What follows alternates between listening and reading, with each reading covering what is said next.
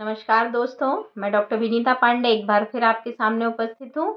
और आज हम बात करने वाले हैं कि एमएड का जो फील्ड एंगेजमेंट होता है, उसमें बहुत सारे बच्चों के सवाल आ रहे हैं कि मैडम उसको हम कैसे करें।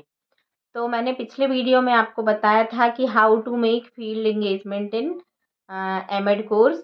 अब मैं आपको ये बता रही हूँ कि आपको फील्ड एंगेजमेंट के लिए ज़रूरी क्या-क्या चीज़ें होती हैं और उसको आप किस तरह से करें।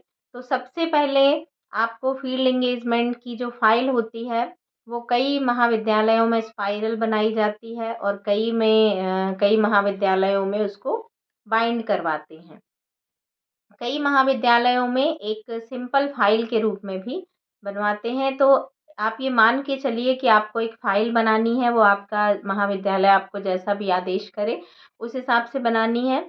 और फील्ड एंगेजमेंट जो होती है, उसका मतलब होता है कि आप एक ऐसी फील्ड पर जाएँ और वहाँ पर क्या-क्या आपने देखा है, उसको आप अपनी भाषा में कोड करें।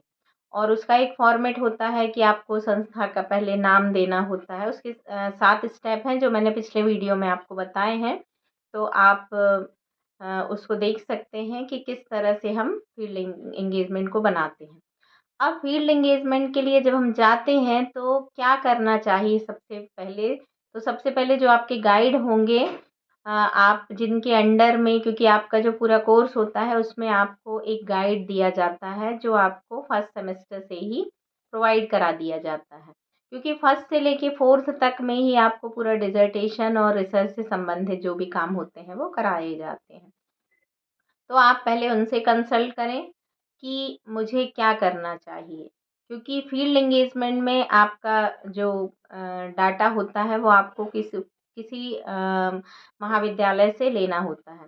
अभी कुछ जगह देखने में आया है कि कई लोगों ने विद्यालयों का भी बनाया है, हायर सेकेंडरी स्कूल को ले लिया है।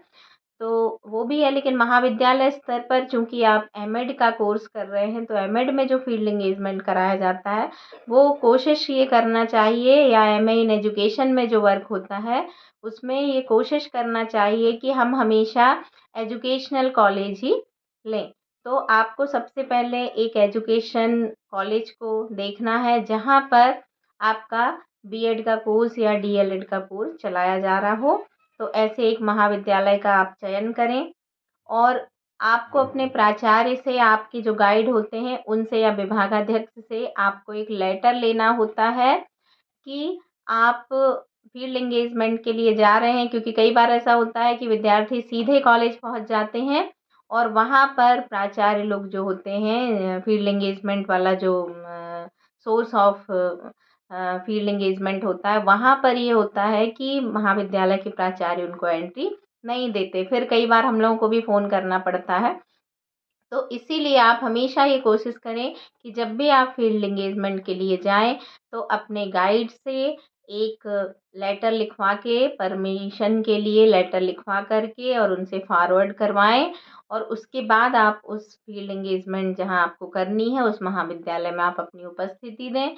उनके प्राचार्य से आप परमिशन लें और उनसे परमिशन लें कि मुझे आपका पूरा महाविद्यालय देखना है, घूमना है। क्योंकि वहाँ पर आपका प्रेयर से लेकर के जब तक आपका उनका जो कॉलेज है, जब वो ऑफ होता है, तब तक आपको वहाँ पर 1 दिन पूरा रह कर के और देखना है। और कई बार डाटा इतना ज़्यादा होता है कि आपको 2 से 3 दिन भी लग सकते हैं। क्योंकि कई बार हम, जैसे पुस्तकालय का जो डाटा होता है, वहाँ पर किस प्रकार की किताबें हैं और फिर क्लासरूम्स क्या हैं, प्रोजेक्टर क्या है, स्मार्ट क्लासेस क्या हैं, प्लेग्राउंड, और मतलब बहुत सारी ऐसी चीज़ें होती हैं जिनको हमें देखने में थोड़ा-सा समय लग सकता है। और साथ ही हम कौन से अभिलेख बनाते हैं एजुकेशनल कॉलेज में, हम कौन-कौन से रजिस्टर तैयार करते हैं, उसका ज्ञान भी हमको फील्ड एंगेजमेंट में एक पार्ट होता है, जहाँ पर हमको उसको लिखना होता है। तो वहाँ का भौतिक संसाधन क्या है, वहाँ की टीचिंग एक्टिविटीज़ क्या होती है, साथ में स्टाफ क्या है, नॉन टीचिंग है, टीचिंग है, और आपका बागीचा, खेल का मैदान, बिल्डिंग, बहुत सारी चीज़ें होती हैं, जिनके बारे में आपको देखना होता है। और अपने साथ और वहाँ के स्टाफ के साथ आपको अपने फ़ोटोग्राफ भी फील्ड एंगेजमेंट में लगाना होते हैं।